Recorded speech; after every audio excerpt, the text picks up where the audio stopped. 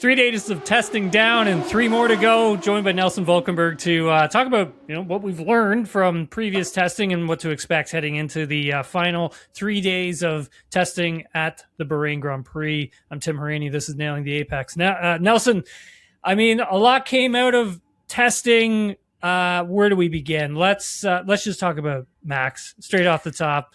I think we're doing F1.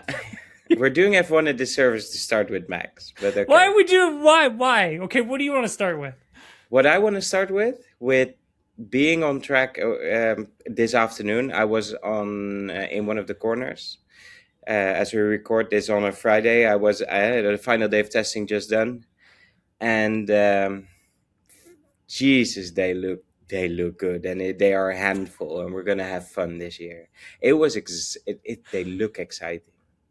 Yeah, the cars do look great, and they move in a corner. Yes. Yeah. And when you look at the data, the traces, until they start regenerating energy, which is the final part of the straight, they are so fast that they are so strong on braking as well. I thought they would coast into corners, and this is not the case.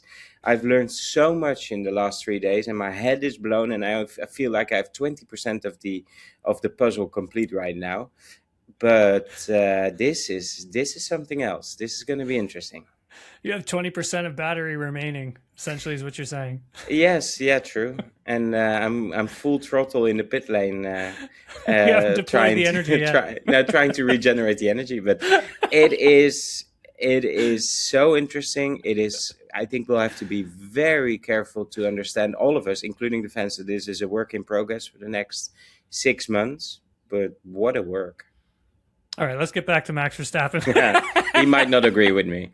No, because he doesn't. No. Oh, no. No, but irony of ironies, he may hate this, but he will be the best at it. I think so. I mean,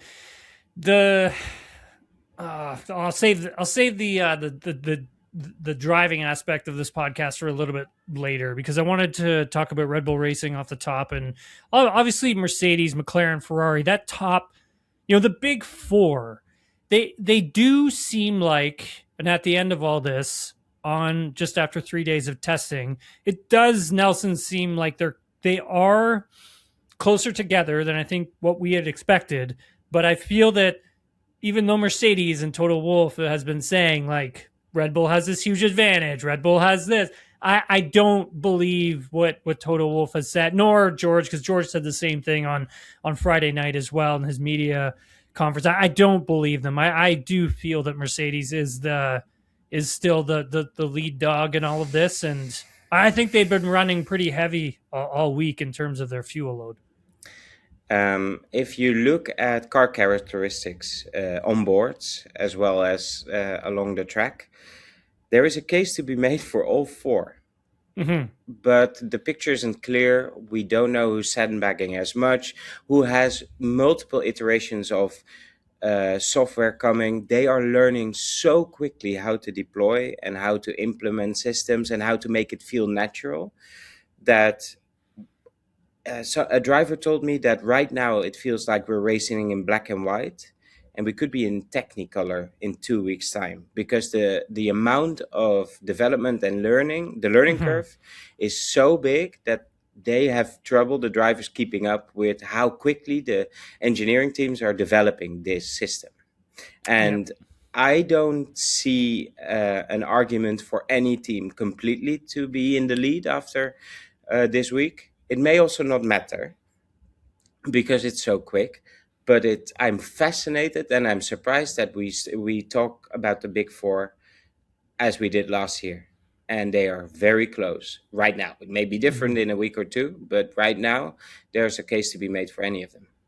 Yeah, I was speaking with a driver and heard from some team personnel that, from January to now, they're on their 16th iteration of software for the actual car itself and deployment, which is pretty spectacular if you think about it. Red Bull did look really impressive how much running they have been able to do. I think Verstappen's race runs looked really really solid. It shows that Ford Red Bull powertrain power unit is extremely efficient over a race distance. And I think also, Nelson, the deployment factor, which is something that, Toto Wolff obviously talked about, but so too has other teams that aren't related to Mercedes power units. They've also said the same thing about that energy deployment and just how good the Red Bull is at it. It is. It's impressive what Red Bull powertrains and Ford have achieved. There were a lot of smiles also with the Ford people that were there. Bit of a different story for Racing Bulls though, compared to the Red Bull team. Not as well prepared it seemed, or at least encountering more difficulties. But they did a lot. But I'm gonna just put a huge caveat on everything we're gonna say. I fully believe that give this 2 more weeks, we will go 3 seconds quicker here. Mm-hmm. I really believe this. Mm-hmm. Look at the timings. A lot of, like what Charles Leclerc did on Thursday. He did a 34.3, but he messed up his last sector. It should have been a 33.8. Keep that in mind while he did this with track temperatures around 40 degrees, 45 degrees. It was the heat of the day. And it was the second day of testing. So I fully believe that with the curve we see now, we'll go towards the 130 or 131 mark. And that renders a lot of the longer running a little bit meaningless in terms of who's where and what does it mean. But the happy faces are the happy faces, and they matter. The feeling at the teams is maybe the overriding part of what matters from a test like this. Charles Leclerc did a 134.273 on Bahrain day 2. And if you compare that to the pole winning lap from last year, which I believe was set by Oscar Piastri, yes, it was 129.841. Yeah. So not that far off. No, and he would have been in the 133s if he hadn't messed up his final corner. Yes, and another driver told me that he said if everybody goes full juice now, we can do 32s already. Yeah. So there's a lot of holding back in that. Yes. That being said, the efficiency of the Red Bull powertrain is it is impressive. And but on the other hand, there's also been some niggles. We've heard of an engine change at Racing Bulls, unconfirmed, but issues. We've heard of engine issues at Mercedes. It's not straightforward. So it's good. It's closer than we thought it would be, but it is a massive challenge. And like you had said, for Mercedes, they had reliability issues on day 2. Day 3, however, they took off, especially Kimi Antonelli. He was, obviously set fastest lap, and then I think he went and then did it again, bettered his time. So some impressive stuff from the young driver. Happy. Yeah, he did. George, they all look happy, right? Like that entire Mercedes team looks happy. And yes, but I will tell you as well, the McLaren team looks happy. It's very interesting. They are like, they see an opportunity here. The people who see an opportunity are happy. And but I will say yes. George, I spoke to him a little bit after the pen session, and I think he feels like he has half the picture as well of how to go fast in this car, and that once that it comes into focus, then they'll start feeling more comfortable. But Kimi was quite bubbly in the pen. He was the happy camper.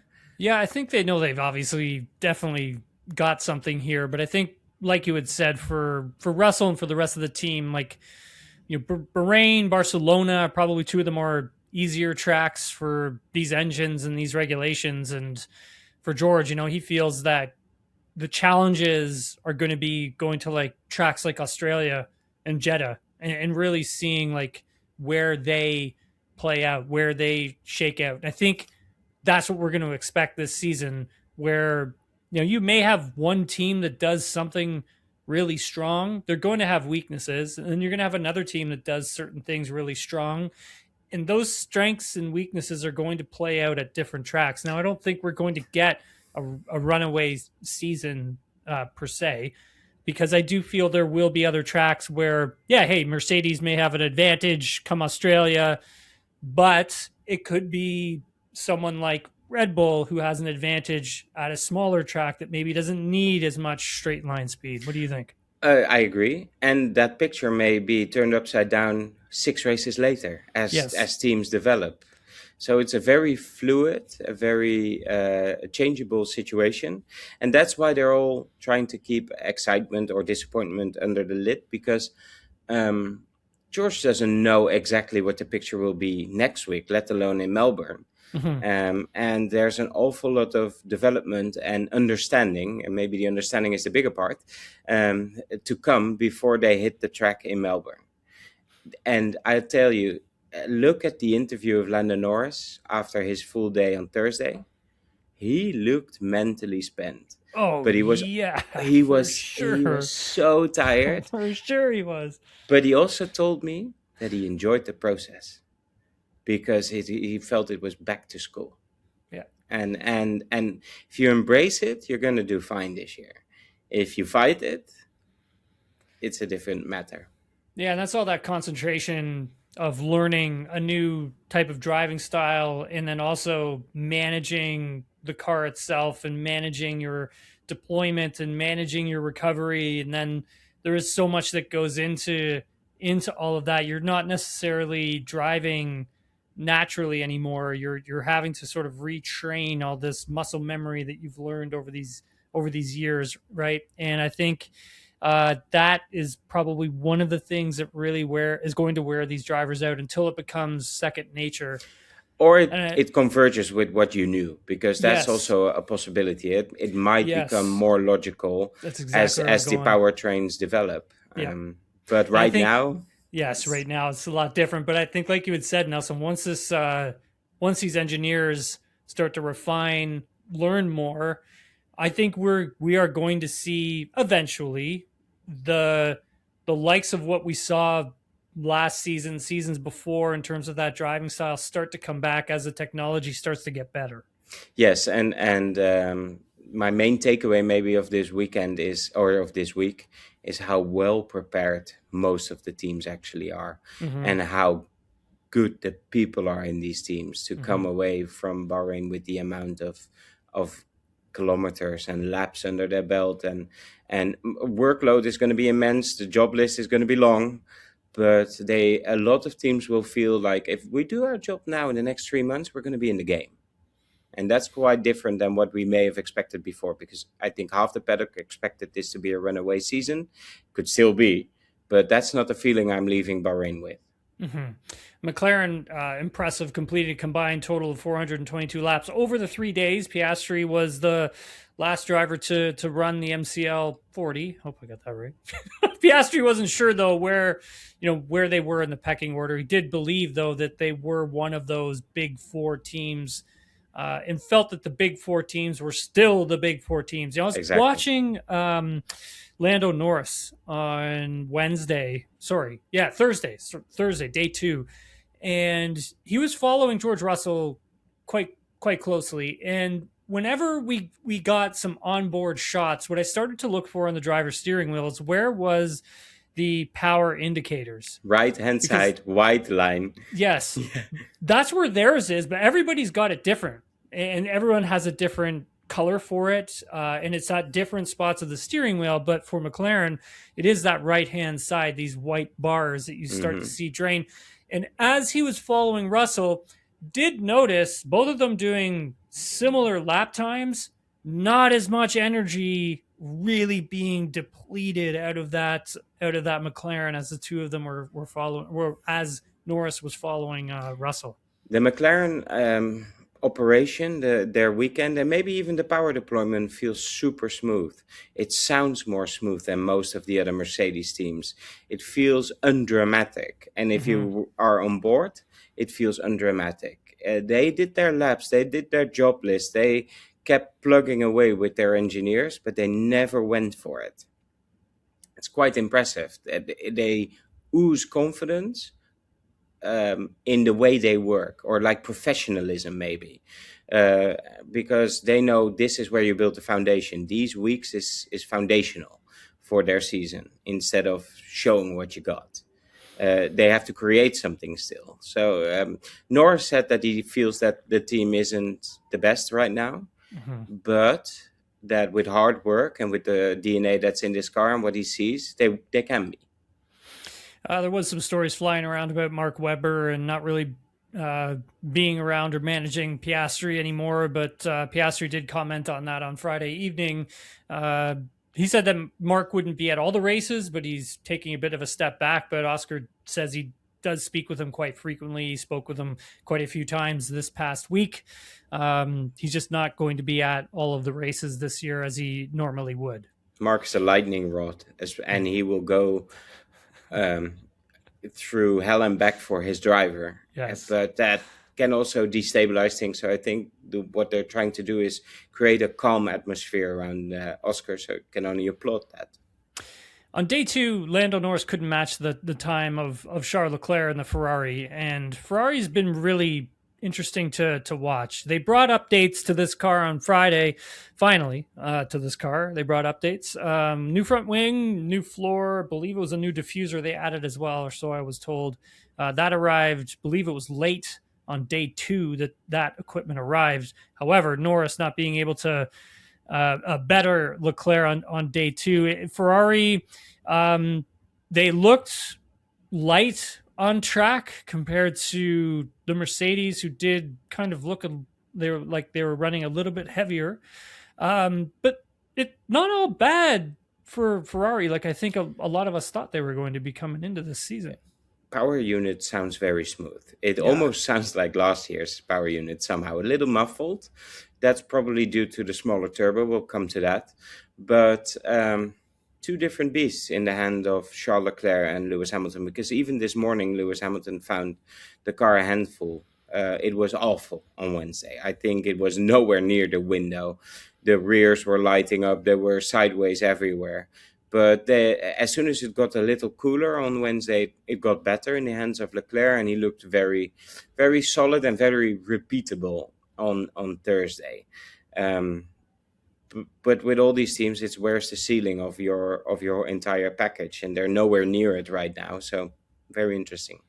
Yeah, Friday Hamilton did an impressive 150 laps until he pulled off track. It did look like he ran out of fuel, which is not a bad thing to really have your car come to a halt at the end of your final day of testing. It does show that they've actually put a lot of running through that actual power unit, which is positive for Ferrari.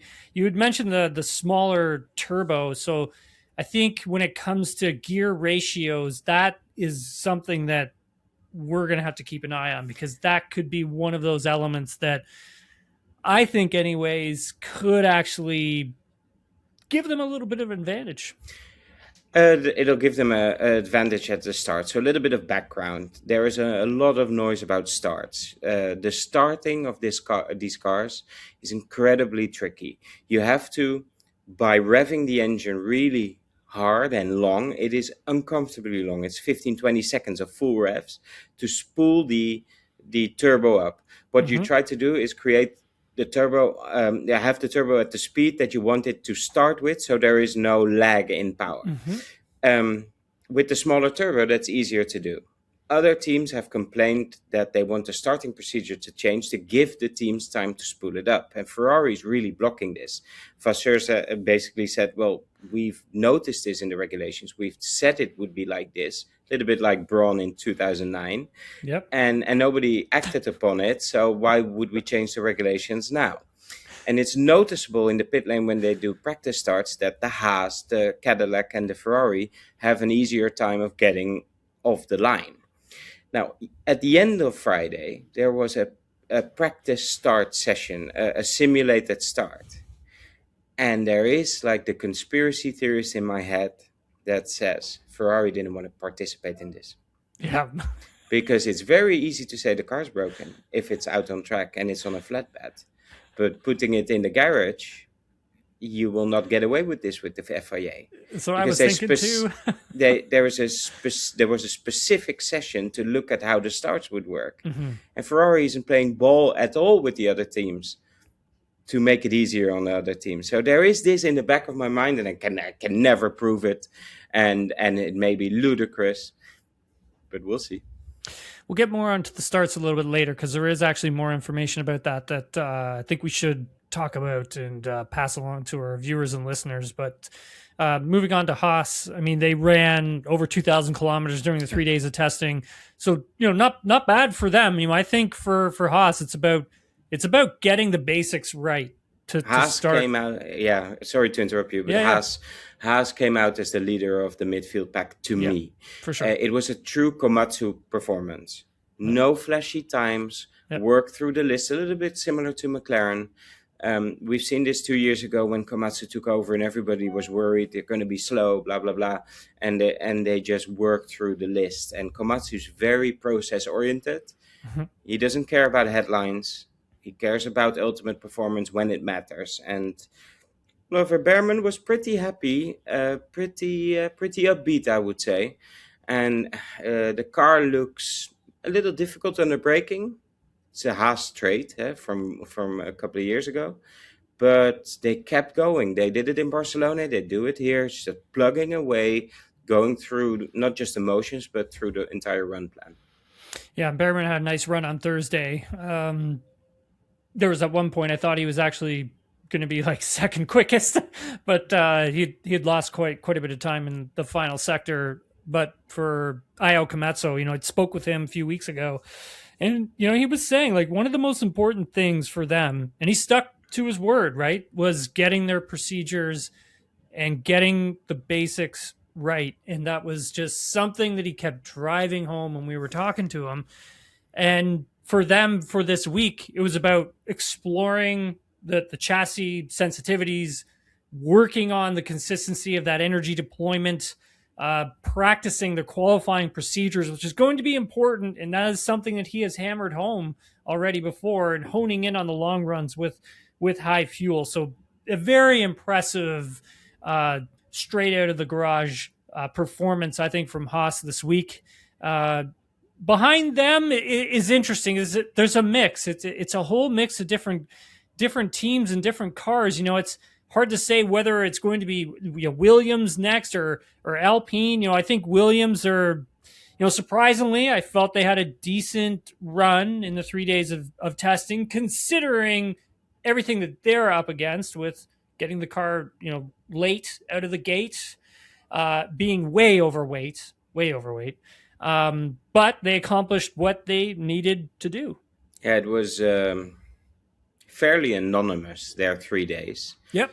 But that's what you want, right? Like, as long as you're not, failing on track, as long as you're able to get the car out there, get a lot of mileage in, then I think you don't lose testing. You know what I mean? No, and their first day was impressive in terms of how many laps they did straight out of the box. They did a filming day the day before and hit the 200 kilometer mark. So Vowles was pretty happy in that respect. But this is all like gut feeling right now, what we're talking about, because the lap times may be meaningless.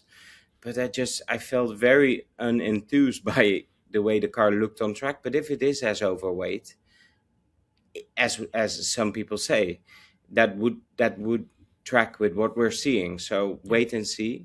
But can they shed the weight? That is the bigger question. Yes. Alpine, quite meh. But I just don't know. They were also anonymous. I got a feeling they're holding something back. I really do. I mean, tough day 2, right, for Alpine. But Colapinto with 144 laps on day 3, I felt for mileage wise was good for that team, considering where they've started and what had happened last season and what they're bringing into this season. Felt that they're off to a decent start, but kind of feel like they're just holding something back.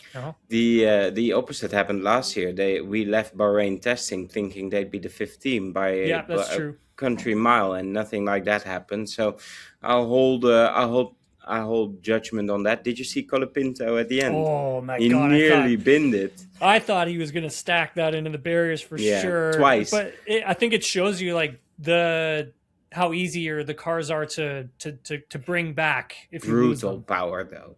brutal power. Incredible It is torque. the torque. The rear tires are suffering. I'll tell you that. But the torque on these. But you're correct. Every time we saw a car slide, it's retrievable, and that's something we didn't see before because you'd lose the underfloor or something like that. Yeah. And these cars, the drivers are able to catch them. Yeah, you can bring and it they back. find that very enjoyable. Audi completed over 600 kilometers each day. What do we make of Audi? I mean, their engine's interesting. The power unit's interesting. Their start procedure's loud. I need new eardrums. That car in the pit lane, even if it's on the limiter, it's insanely loud. It's great. It feels unrefined. The Audi feels unrefined. They brought out new side pods for this weekend, completely new concept compared to what we saw in Barcelona. But it just feels unrefined. Bortoletto said there was so much work to do on it. And I tell you, Audi could swing two ways. It could be in the fight for fifth or sixth, or they're fighting to not be last. Racing Bulls, where do you see Racing Bulls? Because they really just focused a lot on long runs this entire 3 days of testing. No real performance stuff from them. It was really your meat and potatoes sort of test sessions from them.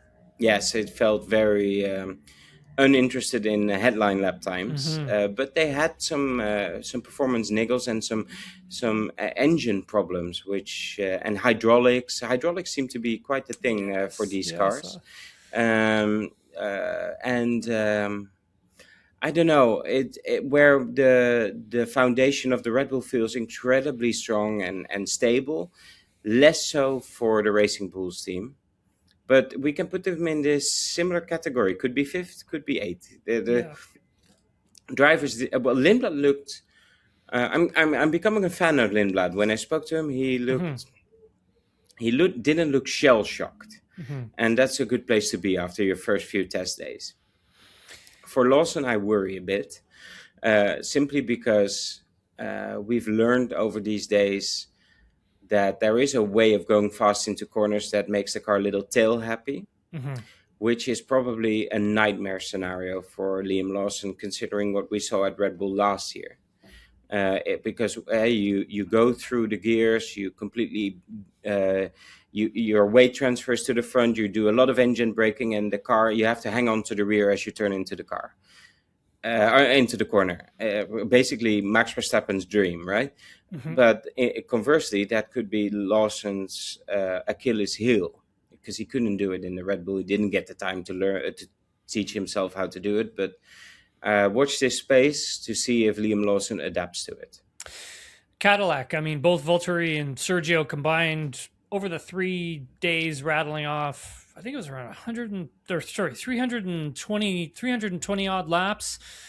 This is a monumental effort for this team to get this car to the track, put together, and run a load of laps. Nelson, I'm beyond impressed with how well Cadillac has done here. I mean, they have hit all their timelines.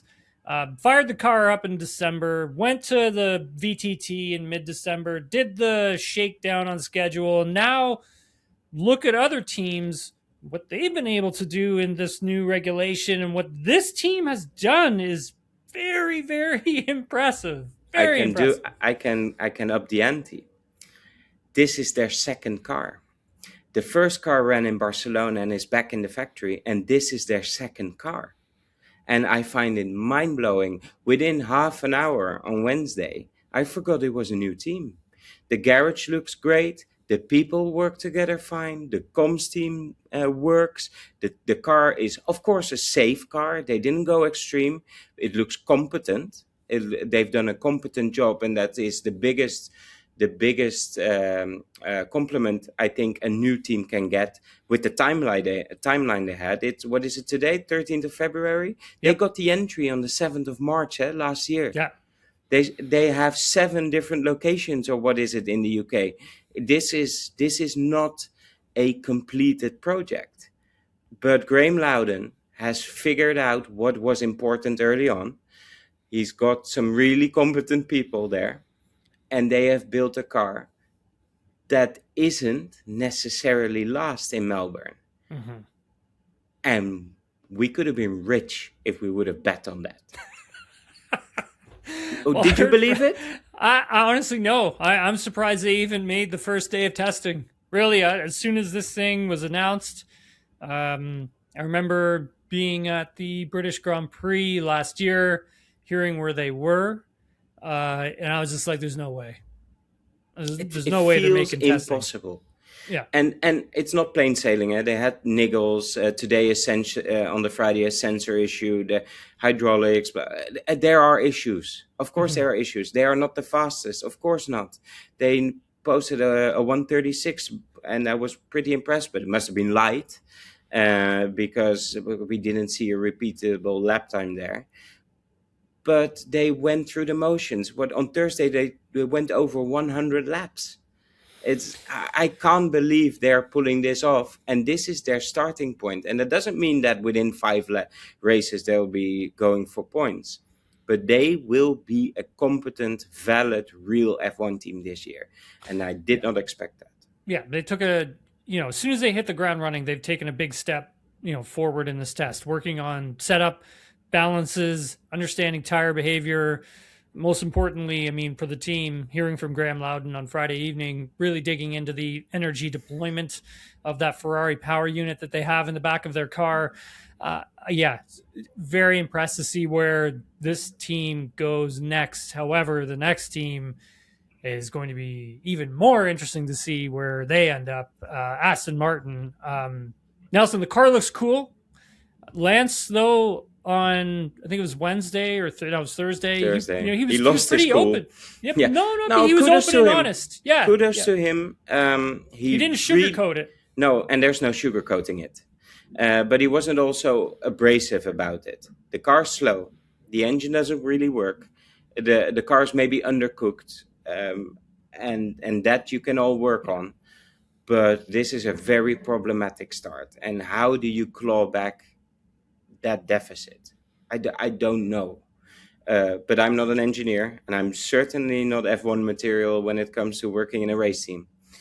But there are the car. If listen to it on how they do practice starts, it is brutal. It is misfiring. It sounds misfiring. It feels extreme. On the second day of testing, they opened up the bodywork to a degree just to vent the hot air out of the engine compartment. It feels like the packaging is extreme. And when we talked about the Aston before, we said that it was Newey's greatest hits. But for every great hit Newey has built and written, there have been some too extreme interpretations of regulations. And with the compressed timeline, I don't know whether this car is exactly what they need or too ambitious. And that's not even speaking about the engine situation, because behind the scenes, you hear a lot of worry about the Honda situation. Yeah, absolutely. There's definitely issues with the engine. There's no question about that. Gearbox as well. I mean, those two things need to work in conjunction with each other, and that's something that we've been learning throughout this whole weekend. And I think also, when you take a look at this car, like a holistic approach to all of it, this also affects the balance of the car as well, because the car has had to be built around the power units. Yes. And that's what every team has had to do. But like Alonso had said, Adrian Newey has been building championship winning cars his whole life. He hasn't forgotten how to do that. But designing a car around the power unit is going to be challenging, especially when the power unit's not working the way it needs to be working. And then when you look at the gearbox itself, and this is the next thing I wanted to use Aston Martin to transition into, because I feel like they're a perfect jumping point for this conversation, is how drivers are driving these cars and how they're using the gearbox to regen and tackle sort of the slower speed corners and slow to medium speed corners. When I was riding on board with, I think it was Lance on Friday, and watching the downshifts heading into turn 10, he had to be very slow, very methodical with it, and couldn't lean on that gearbox and engine, because the engine is being used as a generator for the battery itself. And so when we watch the likes of, well, Max is Max is the interesting. thing. Max is the guy. Well, But no, McLaren as well. I want to talk about McLaren as well, because obviously building their own gearbox. I want to talk about them in a second. But Max, I want to start with Max first, because the way he's handling it is different from others, but they all have their own different way of doing it. true. And when I raced this with other drivers, they said, well, it could be that that power unit allows him to do this. But it would be true to Max to then figure that very quickly that he could do it. But as you say, it's all different. All these cars are different. The way you'll figure this out when you see these cars in person. But when they start up the Williams, it backfires. But not a little. It sounds like a World War II cannon. And Ferrari is next door, and they will rue the entire season that they finished fourth in the constructors, because now they're neighbors. And the Ferrari mechanics drop their tools when the Williams starts up, because it's that loud, that violent. It sounds like a bomb goes off. But the McLaren doesn't, and the Mercedes doesn't. So I find this very interesting, that it is it's same engine, but the treatment is different. And that's going to be the case for the gearbox as well. Yeah, so looking at the way Max has been doing it heading down to turn 10, he's kind of doing a downshift to downshift. There's a bit of a break. There's a downshift, a bit of a break. And when we look at, say, like I felt with McLaren, they actually seem, since they build their own gearboxes, they actually seem like the only team who can really, really lean on the engine and just getting it as high up into the RPM as possible, using all of that engine braking as late as possible. Because watching Lando chase George on the Thursday, effortless. But Lando almost locked up and went into the back of Russell, but their downshifts were different. Lando was able to be more aggressive with it and keep that energy coming back into the battery. Now, if we circle all the way back to what we were talking about earlier when I was watching the onboard cameras, and you see that energy display on the right-hand side, it never really fluctuated all that much, is because that they are able to really leverage and use their gearbox a lot more so than a lot of the other teams. Especially when you look at like Ferrari, where Ferrari actually, their downshifts are closer to what Mercedes can do, but the Mercedes can't do what the McLaren can do. No, right now, at least. And this is going to be interesting next week, because what sort of learning curve is everybody on? What is clear is that the drivers, every time they go out, they are given a real set of instructions. Try this. We've changed this software. We figure out that this works. So they are really test drivers in this case. They are the ones implementing, it seems, what the engineers are asking them to do. And that's why they're mentally a little afraid, because that's not a position they're used to being in. So very interesting. And McLaren could have you can lose everything with a gearbox that doesn't work, especially like now when it's so integrated. But that's my point with McLaren. It just felt so stable and well put together and drama free. It is. It's interesting. Nelson, they look. I mean, look. I know what Norris had said on Thursday night following testing, and he felt that like they're not really there as just yet. I don't know if I necessarily believe him, only because of how they look. They still look like they are the reigning world champions. They definitely do. But I think Norris knows that ultimately it will go 2-3 seconds quicker, and you'll look a little crappy if you're suddenly not there then. So I think he's being very cautious in that respect, because nobody knows what the next big light bulb moment of this regulation set will be.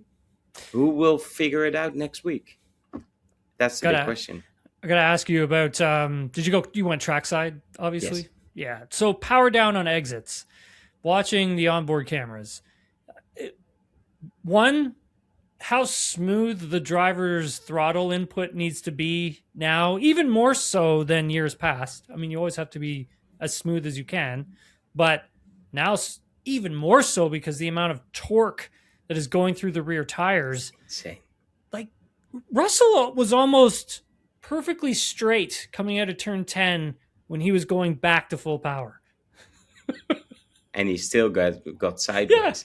But I've Yeah. seen some graphs. I went through some data with the driver, comparing last year with this year.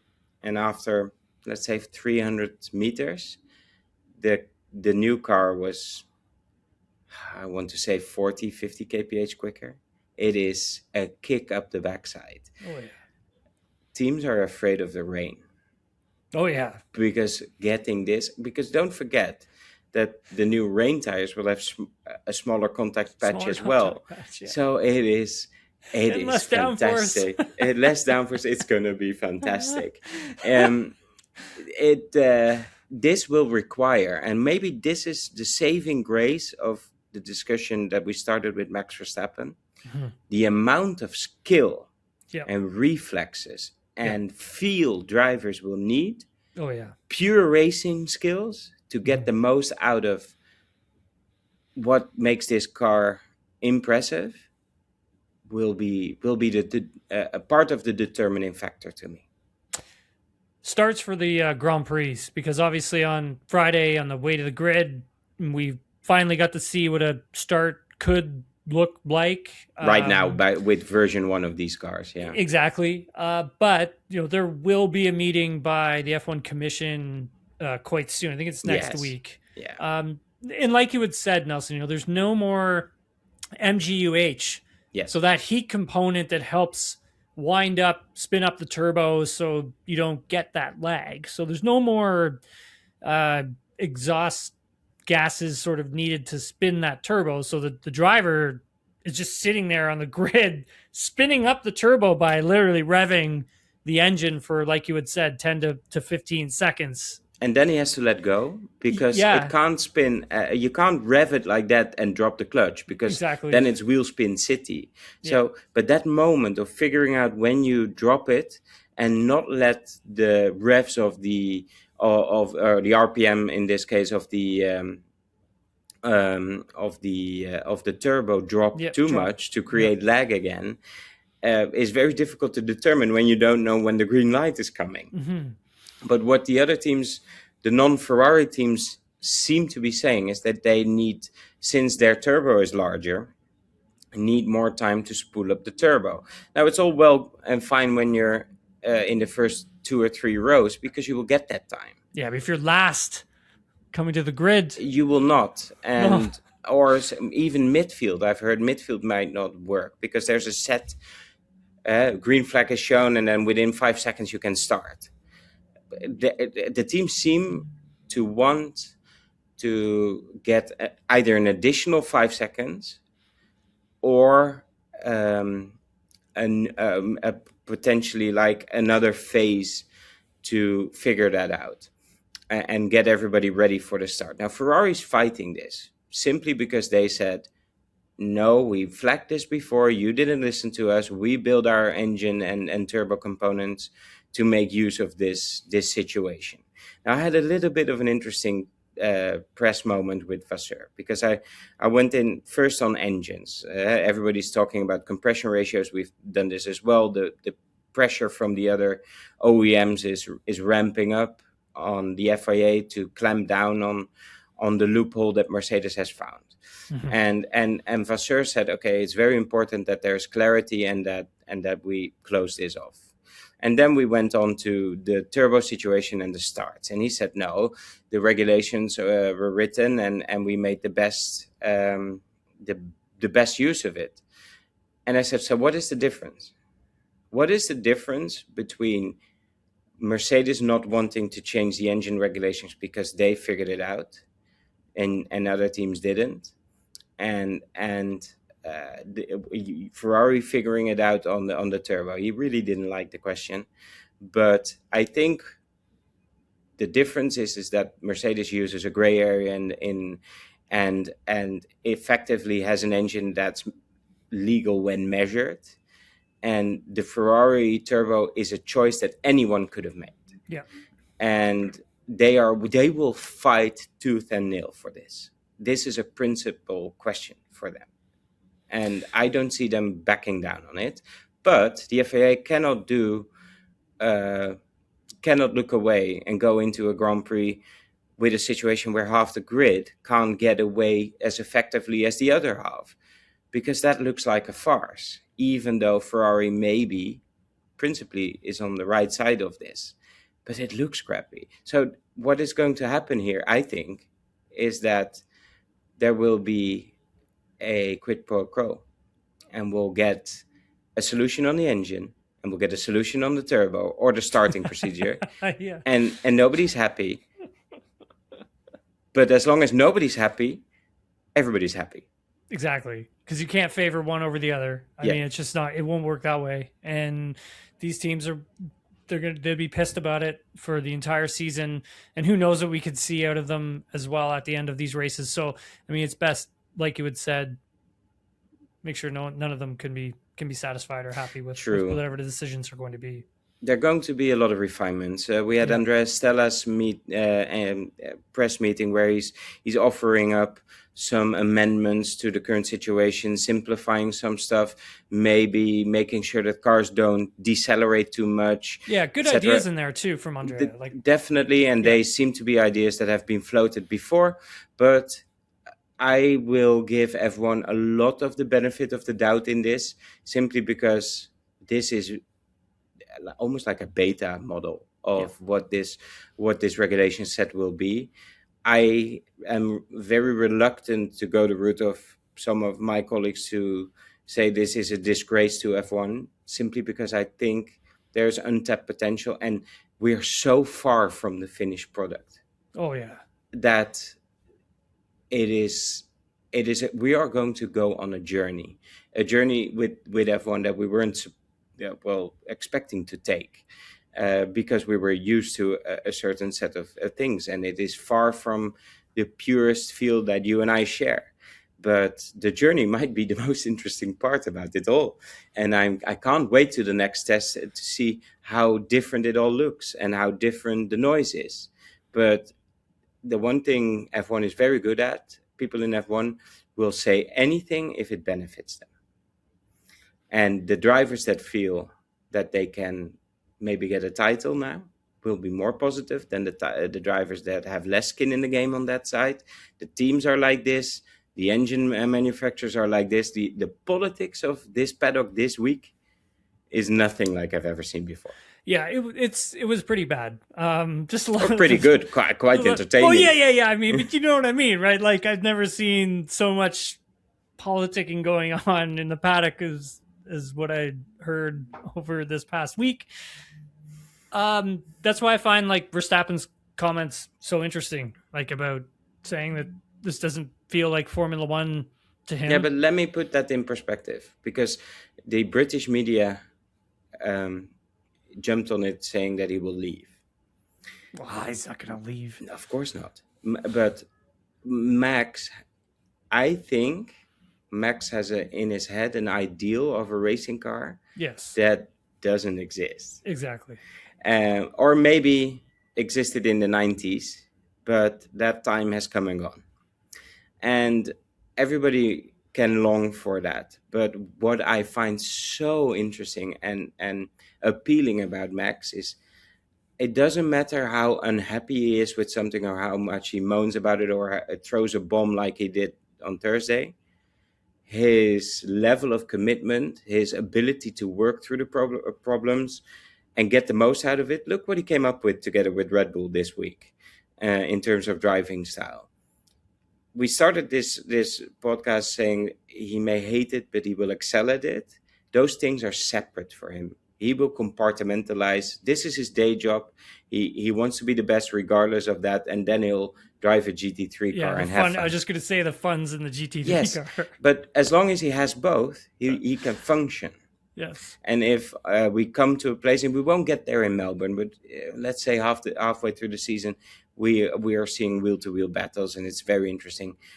It all softens a little bit. He'll never be a fan of this because it is as far as you can get from what he, in his mind, an F1 car should be.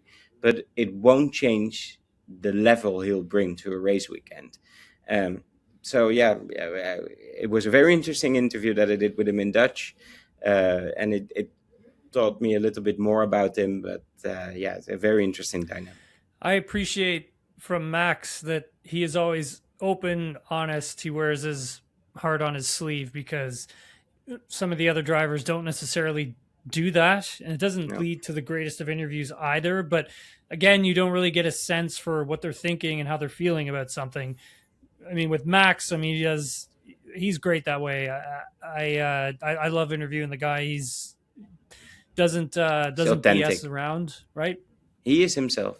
Yeah, he will always be himself. Yeah, which is great. And I think that's something that F1 needs more of from a lot of these drivers. When I think about his comments that he made, though, Nelson, this is just iteration like one of what is, like you had said, a longer journey in the things that we have in store. I mean, as I have been able to look at it more and see, okay, so if you're finding all these other ways of regenning and harvesting and getting energy back into the battery, that technology itself is going to develop, get better, get faster. And we're going to see like probably a different F1 by the time we get to like race 7. And then it will become a less of an issue. It will become a non-issue. Exactly. But by the time you're at race 7 and then you go to race 1 of 2027, these things are going to be way more efficient. And then when you move it forward to 2028, even more so, where we're kind of, I think we'll get back to something similar to what we have seen over the last decade.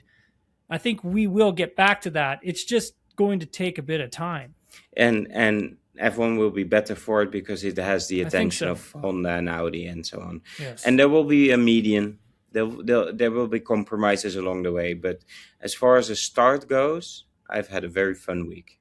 I bet you have. It's good. I appreciate you taking the time to do this, Nelson. Get home safe. When people are watching and listening to this, I'll be in the air heading to take your place as you go back home. Yeah, you're going to do the interviews in Dutch. No. There you go. I don't think the Dutch people want that. Well, hey, I do understand sometimes. Like I overheard you and Eric talking that one day, and I picked up what you guys were talking about. Huh? Yeah, we were talking about you. That's how it went. But that being said, when we come to Melbourne, it's going to be interesting. Yeah, definitely. Nelson, thanks again, man. Appreciate you taking the time to do this.